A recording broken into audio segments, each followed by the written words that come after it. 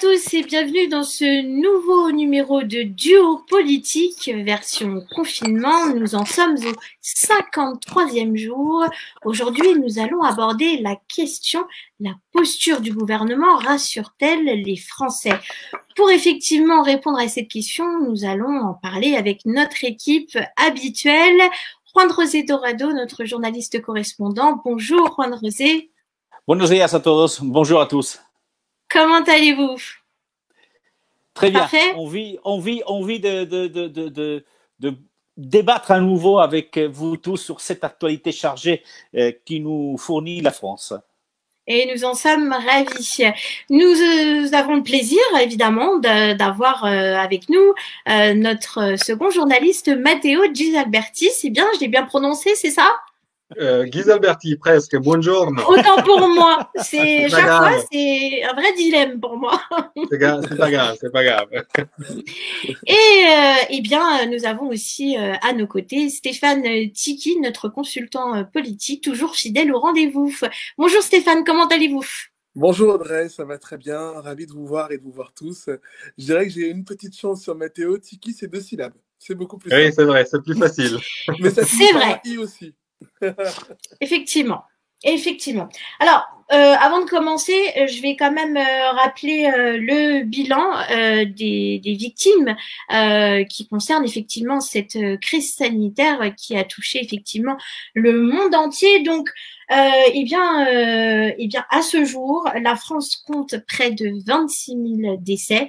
En Espagne, un petit peu plus de 26 000 à 200 cas près.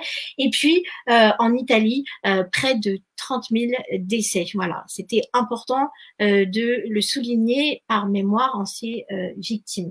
Voilà. Alors, eh bien, dans un premier temps, je vais aborder avec vous eh bien, la posture des différentes allocutions que nous avons eu le droit d'avoir cette semaine. Je vais commencer eh bien, par les 2 interviews que notre président nous a accordées. Alors, la première, il y a 3 jours, au sujet eh bien, de la rentrée prévue ce 11 mai, donc dans quelques jours. Et puis, celle d'après concernant la culture.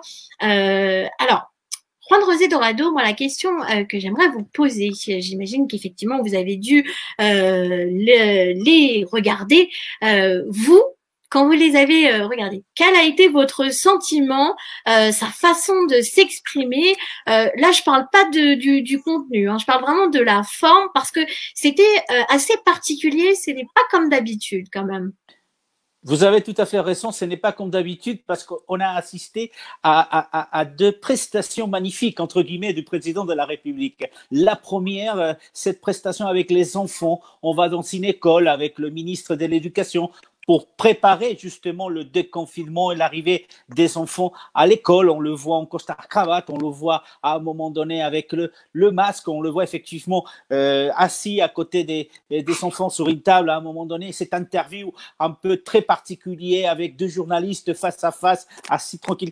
Mais écoutez, mais tout ça, c'est du langage politique, il faut le comprendre comme ça. Et puis, quelques jours après, vous avez tout à fait raison, encore une performance du président, mais cette fois-ci, c'est dans la décontraction. On va parler de la culture, on laisse tomber la veste, la chemise blanche, on est prêt à aller au combat, on met les mains dans le cambouis, voilà un peu. Donc, c'est un président qui a utilisé de toute cette gamme et de fait qu'il a fait du théâtre auparavant, n'oublions pas, il a beaucoup fait du théâtre auparavant et il aime beaucoup. Effectivement. Et cette semaine, on a vu en à peine 3-4 jours ces 2 séquences qui sont du langage politique pur et dur. On ne peut pas lui reprocher, c'est le président de la République, c'est un politique, mais c'est vrai qu'on le voit aujourd'hui, il essaye de préparer ces 2 confinements et il essaye de convaincre tout le monde que l'heure est venue de faire encore plus d'efforts. D'un côté les enfants, d'un côté la culture. Vous voyez, c'est 2 angles complètement différents, mais 2 angles qui vous font apprécier en quelque sorte ce qu'ils peuvent faire ou pas faire. Parce qu'encore une fois, je vous l'avais dit la semaine dernière, il laisse au Premier ministre, on l'a vu cette semaine encore une fois, le rôle du méchant flic, parce que c'est lui qui va annoncer quelles sont les mesures à prendre, quelles sont les questions qu'il va falloir soulever et surtout quelles sont les amendes que vous allez encourir si vous ne faites pas ce qu'on vous dit de faire. Alors, pourquoi je vous pose cette question, Mathéo, maintenant, tout simplement parce que effectivement, on est à l'aube du déconfinement. Forcément, tout à chacun, les Français en fait en général, eh bien, ont une certaine appréhension. Est-ce que vous pensez que cette attitude a tendance à rassurer les Français ou au contraire se dire pourquoi il a cette attitude aussi décontractée alors qu'in fine la crise sanitaire elle est pas résolue en fin de compte. Mais à mon avis, les deux interventions du président de la République nous disent aussi beaucoup d'autres choses. D'abord, le fait de se faire filmer dans une école, il a voulu forcément donner un peu un cadre de normalité pour essayer de rassurer les nombreux parents, parmi lesquels je me situe aussi, qui sont inquiets pour la réouverture des écoles, tout en sachant que il y a la nécessité aussi de recommencer à travailler sereinement et sans avoir aussi la charge quotidienne, comment dire, toute la journée de la gestion des enfants. C'est pas parce que on n'est pas en mesure de gérer les enfants, c'est nos enfants, donc c'est notre devoir. Mais il y a effectivement à côté de la partie éducative familiale, du cadre familial, il y a aussi celle scolaire que effectivement demande plus d'énergie et quand on doit travailler, c'est un peu compliqué. Mais effectivement, cette mise en scène, disons, dans l'école primaire, nous dit aussi que notre société, surtout en ce qui concerne les grandes villes, a un problème de gestion des plus petits. Parce que on sait déjà, surtout quand il y a des élections municipales, on entend les candidats maires dire que il faut absolument assurer des modes de garde alternatifs aux parents, etc. Mais après les élections, régulièrement, on n'entend plus parler. Ce sont de choses importantes, mais en même temps, ça nous pose aussi des questions sur le fait que les entreprises, avant le confinement, peut-être après ça sera différent, mais avant le confinement, n'étaient pas prêtes à faire recours au télétravail d'une façon harmonieuse, si on veut, parce qu'on craignait que les salariés ne travaillent pas assez, essentiellement. Alors qu'on a vu que lors du télétravail, enfin lors du confinement, beaucoup de personnes ont finalement donné plus parce qu'ils étaient plus, c'est tout à fait plus à l'aise, même si il y avait naturellement ce problème, entre guillemets, de la gestion éducative, scolaire, pédagogique, disons, des enfants. Et en ce qui concerne, je vais vite parce que j'ai pris un peu plus de temps. En ce qui concerne le speech, disons, du président sur la culture, j'étais curieux de voir un titre d'un quotidien italien que sur son site, je vous montre ici.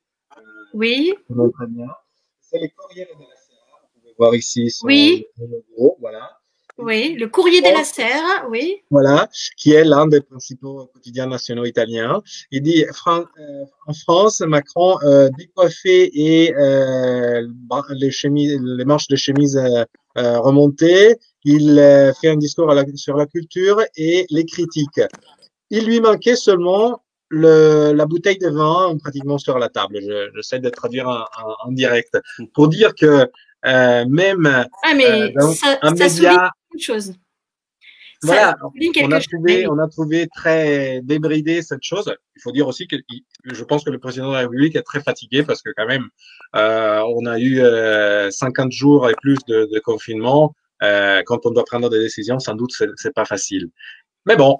Je pose là comme cette observation d'un média absolument pas extrémiste comme non mais c'est révélateur, c'est révélateur.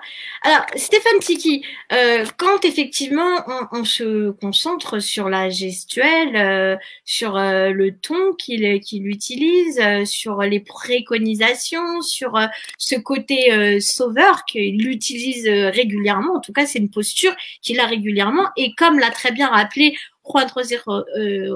Dorado, pardon, eh bien, voilà, en termes de communication, il est habitué. Est-ce qu'on peut considérer ça comme une volonté de donner une nouvelle impulsion à cette effectivement crise dans laquelle nous sommes, ou bien au contraire, on peut considérer que c'est de l'ordre de l'indécence? Qu'en pensez-vous? Je pense qu'on sait, et ça se vérifie encore une fois, que le président de la République est d'abord, avant tout, un excellent communicant. Oui. Et en fait, chaque fois qu'il communique, il fait passer un message. Et je rejoins tout à fait Matteo et Juan Dorado, notamment dans ces points-là. Si on prend les exemples point par point, sur le premier point, il sait que les parents, et je parle devant les parents qui nous entendent, et dont notamment Matteo, qui sont ici avec nous, comprennent qu'ils sont inquiets de savoir que est-ce que les enfants vont pouvoir aller à l'école en sachant qu'ils sont asymptomatiques au virus, mais que ils peuvent le transmettre. Donc c'est vrai qu'il y a un côté inquiétude des parents, et tout le monde sait bien que si les enfants, on veut les envoyer à l'école, c'est parce qu'on considère que les parents doivent quitter la maison pour travailler, car l'économie a besoin que les parents retravaillent et que le travail reprenne pour que l'économie Très puisse juste. reprendre après plus de 50 jours Important de le d'inactivité. souligner. Et c'est vrai qu'en voyant le président dans une école avec la distance des uns et des autres, avec un masque, montrant que les gestes barrières peuvent être respectés, c'est pour rassurer les gens. Cependant, moi, j'ai quand même encore toujours une inquiétude parce qu'on sait très bien que, d'ailleurs, c'est d'ailleurs peut-être le paradoxe de cette histoire, c'est que les collèges et les lycées sont fermés alors que les écoles vont réouvrir. Or, je pense que ceux qui sont, disons, plus proches de l'âge adulte sont peut-être plus aptes à respecter les gestes barrières que les enfants qui vont jouer dans la cour, être tactiles les uns avec les autres et qui vont après être tactiles avec leurs parents. Mais le président se met dans une posture de rassurer en disant si moi j'ai pu y aller dans cette école pour vous montrer que ça peut être fait. Voilà, donc il prend cette posture-là. Ensuite, quand il va faire l'interview sur la culture, pour moi, le président essaie de rentrer dans le... alors, c'est une petite plaisanterie que je vais vous faire là, mais je trouve que le président essaie de rentrer dans le fameux livre de Rousseau qui disait que l'homme est un animal social. Ça veut dire que en fait, l'homme s'adapte dans chaque situation dans laquelle il est, en fait. Et donc, il s'est dit, avec les enfants dans une école, je suis dans une posture plus rassurante pour dire aux parents, n'ayez pas peur, vous pouvez renvoyer dès lundi vos enfants à l'école parce que c'est intéressant, ont mis en place les gestes barrières pour que vous puissiez les respecter. Là, dans le côté culture, il se dit, je parle de la culture, qui est une thématique assez détendue, moderne, plus ouverte. Et dans ce cas-là, il apparaît forcément plus détendu, plus moderne, plus sympa, plus ouvert. Ça veut dire, comme disait tout à l'heure Mathéo, en bras de chemise, manches retroussées, voilà, en expliquant effectivement que les petits musées vont pouvoir réouvrir et en pensant effectivement, et pour le coup, sur ce point-là, on peut dire qu'il a raison parce que ce sont les petits musées ou les librairies et tout ça, c'est ceux qui souffrent le plus justement d'avoir été fermés pendant ce temps-là. Voilà. Et effectivement, je rebondis sur ce qu'on m'avait dit parce qu'il y a aussi cette séquence de ce matin où le président a commémoré le 8 mai, donc 75e anniversaire de la victoire des forces alliées, où il apparaît du coup comme un chef de guerre. Vous avez vu ce matin, pas de bras de chemise, pas de monstres retroussés, de façon normale, avec les généraux, les forces armées, les anciens présidents, en disant voilà, c'est le chef des armées. Donc en fait, dans chaque rôle qu'il joue, il porte un costume différent. Donc, il s'adapte. Il s'adapte et pour moi, c'est un excellent communicant. Voilà, mais malheureusement, la communication, c'est bien. Mais quand j'entends beaucoup de parents avec lesquels on échange dans la vie quotidienne, ils ne sont pas pour autant rassurés sur le fait que les écoles vont ouvrir lundi, qu'on leur explique que ça va être du volontariat, qu'on ne sait pas qui peut y aller, qui ne peut pas y aller, et que les collèges et les lycées vont fermer. Donc, il y a plein de choses sur lesquelles les gens ne sont pas entièrement rassurés.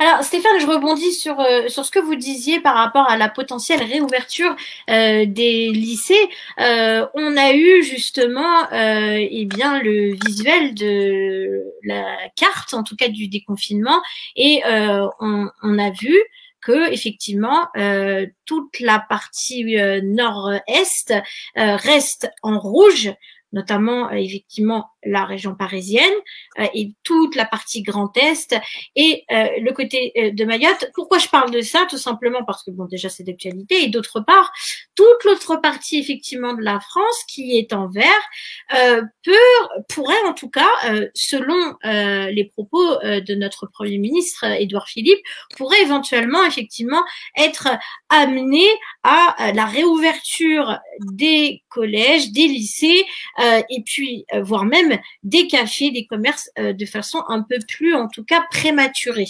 Voilà, je tenais quand même à le souligner parce qu'effectivement, eh bien, on a eu le droit de voir, en tout cas, le visuel, la cartographie de ce déconfinement. Voilà. Et je voulais aborder avec vous un autre point qui est assez important, sans transition. C'est effectivement un bon nombre de vidéos que nous pouvons effectivement consulter sur les réseaux sociaux concernant les violences policières. Donc forcément, confinement oblige, les gens sont plus à même, en tout cas, d'être témoins d'arrestations, en tout cas, assez musclées. Et donc, pourquoi je vous parle de ça? C'est toujours en rapport avec le sentiment, l'appréhension des Français. Mathéo, vous, de votre côté, lorsque vous voyez ça de loin, pensez-vous que justement cette accumulation des violences policières qui deviennent presque journalières, en tout cas un peu partout en France, mais notamment et plus précisément sur la région parisienne, pensez-vous que justement le fait de se rendre compte de ces violences policières peut contribuer à un climat de tension qui se renforce? Le problème des violences policières, c'est un problème qui existe en France depuis la période avant le confinement. C'est malheureusement un problème un peu structurel, si on veut, en France. Mais en même temps, il faut aussi dire qu'en France, les policiers sont particulièrement pris pour cible par plusieurs types de personnes qui ne respectent pas la loi. On a des simples auteurs d'infractions, disons mineures, mais après, on sait parfaitement qu'ils sont la cible de tous les réseaux des dealers plutôt que, bref, du commerce de la drogue. Ils sont la cible aussi des sympathisants, on peut dire comme ça, des radicaux islamistes. Les mettre encore une fois devant, comment dire, à la barre pour les accuser de tous les méfaits qu'il y a en France, je trouve que c'est un peu exagéré parce que n'oublions pas que les policiers aussi dans cette crise sanitaire ont répondu présent, même s'ils n'étaient pas protégés parce qu'ils n'avaient pas des masques. Peut-être ils ont commencé à les avoir dans les dernières semaines, mais ça fait quand même 50 jours qu'on est confiné et on connaît le virus depuis au moins 3 mois, voire plus. Enfin, on sait qu'il existe le virus. Donc, ils étaient en première ligne pour faire respecter aussi les conditions du confinement, etc., sans même être protégés. Et après, ils devaient aussi continuer à faire respecter l'ordre public. Alors, comme vous le soulignez si bien, c'est un problème structurel qui, en tout cas, ne date pas d'hier. Mais en tout cas, pourquoi je vous parle de ça, c'est parce qu'effectivement, comme là, nous sommes dans une situation de confinement, en fin de compte, eh bien, les gens, en fin de compte, en sont beaucoup plus témoins et filment. Donc, la population française s'en rend beaucoup plus compte. C'est aussi un peu un piège parce que on voit pas aussi toute une série de vidéos qu'on pourrait réaliser ou qui ont été réalisées vis-à-vis d'actes, disons, hors la loi ou des actes un peu. Alors, j'entends ce que vous dites. Moi, je vous parle pas de ça dans le sens où j'entends très bien ce que vous dites et bien évidemment, on ne peut pas occulter le fait que la police, ça reste des êtres humains. En fin de compte, c'est pas ça le sens de ma question. Le sens de ma question, c'est, moi, je vous parle vraiment des violences qui ont été avérées et il y a eu les témoignages, en tout cas, des avocats de certains jeunes qui ont été, en tout cas, arrêtés et puis, bien évidemment, il n'y a pas eu non, je dis pas bien évidemment, c'est mal placé. Il y en a certains jeunes qui ont été arrêtés sans même avoir été contrôlés. Donc là, on parle vraiment de délit de faciès. Effectivement, c'est compliqué, mais c'est un fait. Et pourquoi je vous parle de ça et je vais être obligée malheureusement de m'adresser à Juan Rosé parce que sinon on va être obligé de... Non, mais je dis simplement qu'un délit, c'est un délit, donc il doit être puni. Voilà. Ça oui. Ah, mais ça, c'est indiscutable. Ça, c'est indiscutable. Donc, Juan José Dorado, moi, je voulais avoir votre avis sur la question dans le sens où ces violences policières, et je ne reviens pas sur le caractère juste ou injuste, sur le respect de la loi ou pas. La loi est la même pour tout le monde. Moi, je parle vraiment du traitement qui existe et qui est visible aujourd'hui. Donc, Juan José Dorado, vous, est-ce que vous pensez que lors du déconfinement, justement, il va y avoir une réaction de la part des Français? Parce que moi, sincèrement, je vous pose cette question, c'est que j'ai vu énormément de réactions de la part de toutes les communautés confondues, hein, sincèrement. Pardon. Écoutez, il va y avoir forcément une réaction de Français, mais nous allons caler le débat et surtout les dates. Vous savez, le déconfinement, ça commence le 11 mai et en fait, oui, on pourra vraiment commencer à l'avoir à partir du 2 juin, c'est-à-dire pendant l'été. Vous savez que pendant l'été, la France est un pays où peu des choses se passent parce que la crise économique, elle va arriver, mais elle va toucher les classes les plus populaires. Ça aussi, ça va jouer. Ces manifestations qui n'ont pas eu lieu vont avoir lieu et elles vont être augmentées dans l'intensité justement parce qu'il n'y a pas eu façon de s'exprimer pendant des mois. Les 2 mois qu'on est en confinement, plus les plusieurs mois, notamment l'été, où effectivement, il ne va pas y avoir vraiment la possibilité de contester ce qui s'est passé en France. Donc, il peut y avoir effectivement de la contestation, il va y avoir de la contestation. Les violences policières, Matteo l'a déjà dit, effectivement, la France a été condamnée à plusieurs reprises. C'est une réalité historique, c'est une réalité aujourd'hui en France qu'il y a des violences policières et forcément, la population va réagir et notamment en Paris, Île-de-France, surtout l'Île-de-France, il faut juste voir cette partie rouge où justement ces jeunes, classe populaire, pas de travail, crise économique, forcément il va y avoir un problème. Ce sont des éléments, bien évidemment, qui sont forcément liés. On va terminer avec votre point de vue, Stéphane, parce que nous arrivons au terme de cette émission. Vous, pensez-vous que justement la circulation de toutes ces vidéos vraiment va avoir un impact sur les réactions des Français, tout comme l'a précisé Juan José Dorado, l'ont été en fin de compte bien avant, ne serait-ce que par rapport aux Gilets jaunes. Donc ça pourrait ne faire qu'accumuler en fin de compte. Qu'en pensez-vous? Écoutez, moi je pense qu'il faut condamner toutes les violences. Il faut condamner à la fois les violences qui ont été faites par des policiers et il faut condamner les violences qui ont été faites envers des policiers. Parce que les policiers aussi sont victimes de violences. On a eu des policiers qui ont été retrouvés morts ou qui ont été frappés et qui sont morts de suite à des coups. Et ça aussi, on ne le dénonce pas assez. Donc, il faut dénoncer toutes les violences. Moi, j'ai un immense respect pour les forces de police. Comme disait tout à l'heure Matteo, c'est eux qui étaient en première ligne dans cette campagne justement de sensibilisation avec le Covid, alors même qu'ils n'avaient pas de masque et qu'ils n'avaient rien.